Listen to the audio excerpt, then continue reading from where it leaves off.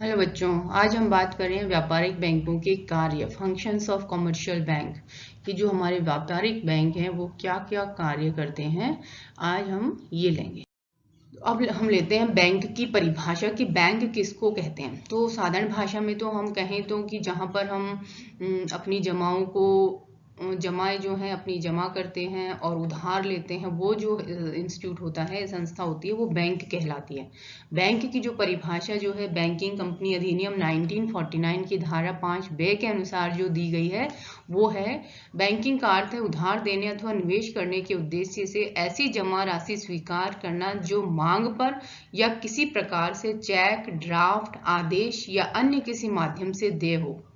मतलब या तो चेक से दें या ड्राफ्ट बना कर दें या आदेश पर दें, इस तरह से जो भी जमा राशि दी जाती है वो कहलाती है। वो संस्था जो है ये काम करती है वो बैंक कहलाती है। इस प्रकार बैंकिंग कंपनी वह कंपनी है जो बैंकिंग का कार्य करती है। धारा 7 के अंतर्गत प्रत्येक बैंकिंग कंपनी के लिए अपने नाम के साथ बैंक, बैंकर या बैंकिंग शब्द का प्रयोग करना अनिवार्य है। तो कहने का मतलब हुआ बैंक क्या है, जो निवेश करने के लिए या यूं कहें कि जो बैंक जो है वो जमाएं हमारी वहां पर रखता है, सुरक्षित रखता है, उसके साथ उधार देता है हमें। तो वो जो संस्था है मेनली जो जमा करने और उधार देने की जो सुविधा प्रदान करती है वो संस्था हम उसको हम बैंक कहते हैं। अब है दो तरह के रिजर्व बैंक जो है उनके संबंधों के आधार पर बैंकों को दो वर्गों में विभाजित किया गया है। एक है अनुसूचित बैंक, शेड्यूल्ड बैंक कहते हैं जिसको, और एक होता है गैर अनुसूचित बैंक या नॉन शेड्यूल्ड बैंक। तो अनुसूचित बैंक मतलब जिन बैंकों के नाम रिजर्व बैंक की द्वितीय अनुसूची में दर्ज रहते हैं वे अनुसूचित बैंक कहलाते हैं, और इनकी प्रदत्त पूंजी, पेड अप कैपिटल और संचित कोष जो है वो मिलाकर 5 लाख रुपए से कम नहीं होना चाहिए। मतलब मिनिमम जो पेड अप कैपिटल है या चुकता पूंजी जिसको कहते हैं संचित कोष है, वो जो है वो 5 लाख रुपए होनी चाहिए। मतलब अनुसूचित बैंक कौन से हैं, जिन बैंकों का नाम रिजर्व बैंक की दूसरी अनुसूची में शामिल है और जिनकी पूंजी जो है वो कितनी होनी चाहिए, 5 लाख रुपए से कम नहीं होनी चाहिए। दूसरे होते हैं नॉन शेड्यूल्ड या गैर अनुसूचित बैंक। गैर अनुसूचित बैंक का मतलब है जिनका नाम रिजर्व बैंक की द्वितीय अनुसूची में शामिल नहीं होता है और इन बैंकों की जो प्रदत्त पूंजी, पेड अप कैपिटल है वो 5 लाख रुपए से कम भी हो सकती है। ठीक है, तो ये हुए दो तरह के बैंक, अनुसूचित। तो हम इन 4 तरह के खातों को पढ़ेंगे। पहला निश्चितकालीन जमा खाता, मतलब एफडी। एफडी का मतलब होता है कि एक निश्चित अवधि के लिए 1 महीना, 3 महीना, है ना, 6 महीना, इस तरह से 1 साल, 1.5 साल, 3 साल, 5 साल, 10 साल के लिए व्यक्ति जो है वो पैसे जमा करता है, एफडी में जमा करता है ना।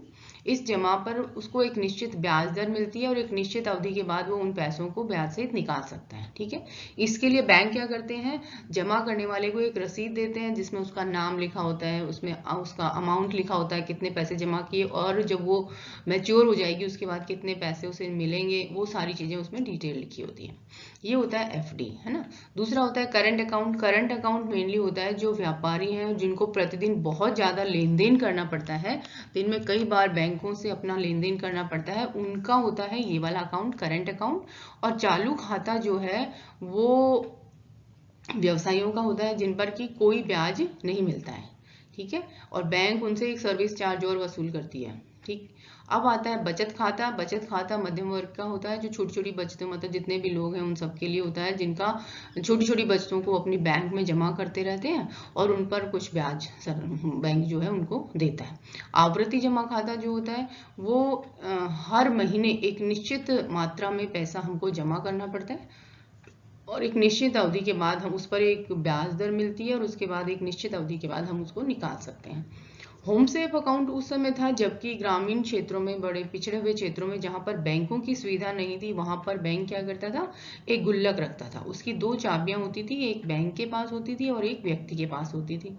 तो व्यक्ति क्या करता था, क्योंकि बैंकों तक जाने के लिए ना तो उसके पास इतना पैसा था कि वो बैंक में जमा करे, बहुत कम पैसा उसके पास बचता था, तो वो उस गुल्लक में डालता जाता है और एक निश्चित अवधि के बाद बैंक के जो एजेंट हैं या बैंक के जो व्यक्ति हैं, कर्मचारी हैं, जो आते थे और उस गुल्लक से पैसा निकाल कर बैंक में उनके खाते में जमा कर देते थे। तो इस तरह से ये खाते थे। पर जब से प्रधानमंत्री की जनधन योजना शुरू हुई है तो हर जगह पर जो है बैंक खुल गए हैं, इसलिए बैंक अकाउंट व्यक्ति के पास है, इसलिए इस खाते की कोई जरूरत नहीं है।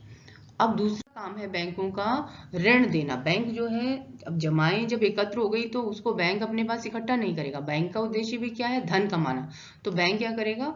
उन जमाओं के आधार पर व्यक्तियों को ऋण देता है, जिससे उसे ब्याज मिलता है और उस ब्याज से वो अपने और काम करता है। तो इस तरह से बैंक जो है जितनी भी जमाएं स्वीकार होती हैं उनका एक निश्चित अनुपात अपने पास रखकर बाकी पैसा उधार दे देता है, जो आगे हम पढ़ेंगे साख निर्माण में। ऋण देना बैंकों का दूसरा काम है। तो ऋण देने के लिए क्या करते हैं? व्यापारिक बैंकों का दूसरा महत्वपूर्ण कार्य है ऋण देना। जमाकर्ताओं की रकम बैंक के पास जमा नहीं रखी जाती है, उसका कुछ नकद कोष रखने के पश्चात बैंक बाकी रकम जरूरतमंद लोगों को ऋण के रूप में दे देते हैं। मतलब जितनी भी जमाएं होती हैं उसका कुछ भाग जो आरबीआई जो है, रिजर्व बैंक जो है, केंद्रीय बैंक निश्चित करता है, वो अपने पास रखने के बाद बैंक जो है बाकी पैसा जिन लोगों को आवश्यकता है, जो बैंक में आते हैं, उनको उधार दे देता है ऋण के रूप में। बैंक जमा पर दी जाने वाली ब्याज की बजाय ऋणों पर अधिक ब्याज लेता है। मतलब बैंक जो है जमाएं जो करते हैं हम, उस पर तो कम ब्याज देता है हमको, लेकिन जब हम उधार लेते हैं तो उस पर ज्यादा ब्याज लेता है। और इन दोनों दरों के अंतर से बैंक को लाभ होता है। ठीक है, मतलब हमने जब जमा किया तो बैंक ने ब्याज दर कम दी, लेकिन जब बैंक हमको उधार देता है तो उस पर ज्यादा ब्याज दर लेता है। तो बैंक जो है मुख्य रूप से 4 प्रकार के ऋण देता है। पहला है ऋण तथा अग्रिम।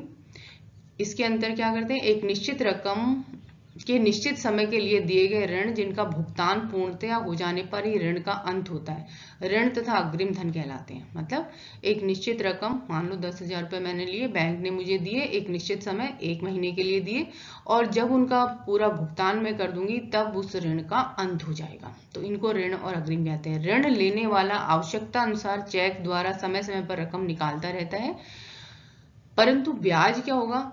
ऋण की पूरी रकम पर तत्काल ब्याज लगना आरंभ हो जाता है, चाहे उस रकम का कितना भी भाग निकाला जाए, परंतु ब्याज जो है संपूर्ण रकम पर लगता है। तो ऋण और अग्रिम का मतलब क्या है कि कोई व्यक्ति बैंक जाता है, उसने बैंक से पैसा उधार लिया एक निश्चित समय के लिए, निश्चित मात्रा में। बैंक क्या करेगा? जिस दिन उसने उधार लिया उस दिन से, यद्यपि उसको चेक से पैसा समय समय पर निकालने की सुविधा प्रदान करता है, पर जिस दिन उस व्यक्ति ने ऋण लिया उसी दिन से बैंक उस पर ब्याज देना प्रारंभ कर देता है, चाहे वो सारी रकम निकाले या ना निकाले। तो उसको तो ऋण और अग्रिम कहते हैं। मतलब ये अंतर निकालेंगे हम नकद साख और ऋण और अग्रिम में। मतलब ऋण और अग्रिम का मतलब क्या है कि जिस दिन हमारे बैंक ने हमारे खाते में पैसा जमा किया, ऋण का पैसा जिस दिन खाते में जमा किया, उस दिन से बैंक जो है वो ऋण ब्याज लेने लग जाता है। दूसरा है नकद साख। इस व्यवस्था के अंतर्गत बैंक क्या करता है? एक निश्चित सीमा तक ऋण प्राप्त करने का अधिकार दे देता है। इस सीमा के अंदर ऋणी अपनी आवश्यकता अनुसार बैंक से रकम लेता रहता है और जमा भी करता रहता है। ब्याज केवल उसी रकम पर लगता है जो वास्तव में ऋणी के पास रहती है। ऋण के लिए बैंक ऋणी से उचित जमानत लेता है। ठीक है, मतलब बैंक जो है कोई भी ऋण हम लें तो उससे पहले उचित जमानत, मतलब अपनी एक धरोहर रखता है कि भाई यदि मान लो किसी वजह से कोई व्यक्ति ऋण का भुगतान नहीं कर पाता है तो बैंक क्या करता है?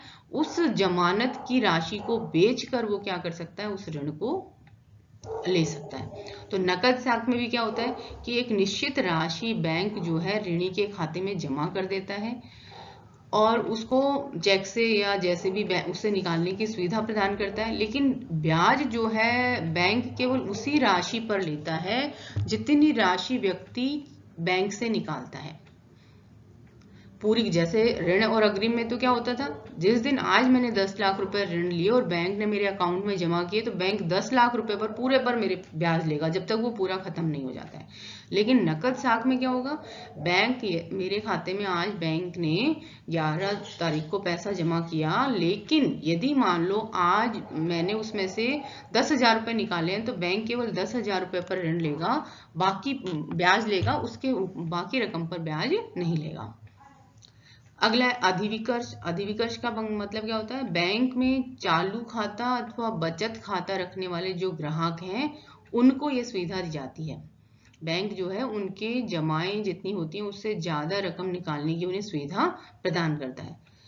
और जो रकम ज्यादा, बैंक खाते में 10 लाख रुपए जमा है और उसको यदि 15 लाख रुपए निकालने की सुविधा प्रदान की जाती है तो जो 5 लाख रुपए हैं वो कहलाते हैं ओवरड्राफ्ट या अधिविकर्ष। और बैंक इनसे एक सर्विस चार्ज वसूल करता है।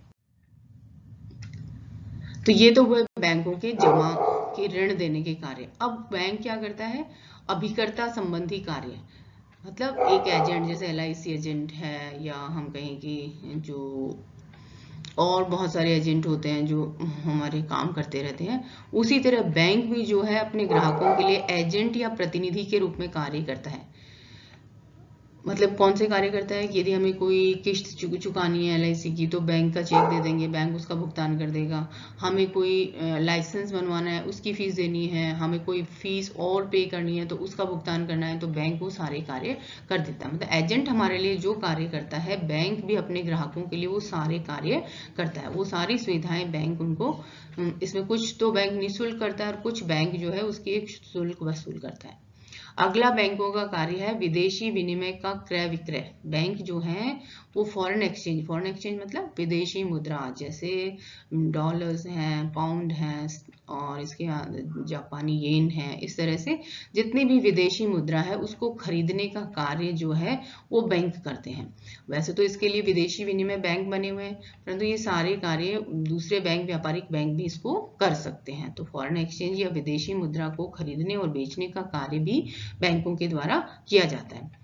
एक जो सबसे महत्वपूर्ण कार्य है व्यापारिक बैंकों का, वो है साख निर्माण। मतलब व्यापारिक बैंक जो है वो साख निर्माण करते हैं। अधिक लाभ कमाने के लिए आधुनिक बैंक अपनी अंश पूंजी तथा जमा राशि की कुल मात्रा से अधिक ऋण देते हैं, जो उनके द्वारा साख का निर्माण करने पर संभव हो पाता है। मतलब साख निर्माण का मतलब क्या है, जितनी बैंकों के पास जमाएं हैं उससे अधिक राशि बैंक जो है वो उधार देते हैं। तो ऐसी स्थिति को हम कहते हैं, उसको कहते हैं साख निर्माण, कि जितनी जमाएं उससे कई गुना ज्यादा बैंक जो है वो उधार दे देते हैं।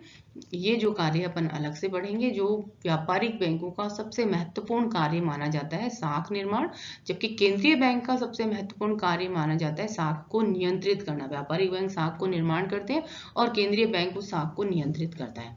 इसके अलावा व्यापारिक बैंक जो है अन्य विविध उपयोगी सेवाएं करते हैं, जैसे कुछ सामान्य उपयोगी कार्य, जैसे यात्रियों को सुविधा, यात्री चेक, साख प्रमाण पत्र या क्रेडिट कार्ड वगैरह, या आजकल हम ATM कार्ड है, या इसके अलावा बैंक जो है मान लो नेट से हम, इंटरनेट से हम पैसे को इधर उधर भेज सकते हैं, ये सारी सुविधा प्रदान करता है। इसके अलावा बैंक जो है व्यापार, जो RBI जो है वो व्यापार और उद्योग से संबंधित आंकड़े एकत्र करती है और उनको प्रकाशित करती है, जो नई नीतियों के निर्माण में सरकार को मदद करते हैं। मतलब जितने भी व्यापार उद्योगों से संबंधित आंकड़े हैं वो प्रकाशित करते हैं बैंक, जिनकी सहायता से सरकार नई नीतियों का निर्माण करती है। तो इस तरह से ये हुए व्यापारिक बैंकों के कार्य। इस तरह से हमने लिया, व्यापारिक बैंक एक तो जमाएं स्वीकार करते हैं, ऋण देते हैं, अभिकर्ता संबंधी कार्य करते हैं। इसके साथ ही व्यापारिक बैंक और क्या करते हैं कि वो विदेशी विनिमय का क्रय विक्रय करते हैं, विविध उपयोगी सेवाएं प्रदान करते हैं व्यक्तियों को, और आंकड़े एकत्र करते हैं। तो उन आंकड़ों की सहायता से, मौद्रिक नीति संबंधी आंकड़े एकत्र करते हैं, जिनकी सहायता से क्या होता है कि सरकार अपनी नई नीतियों का निर्माण करती है। Thank you.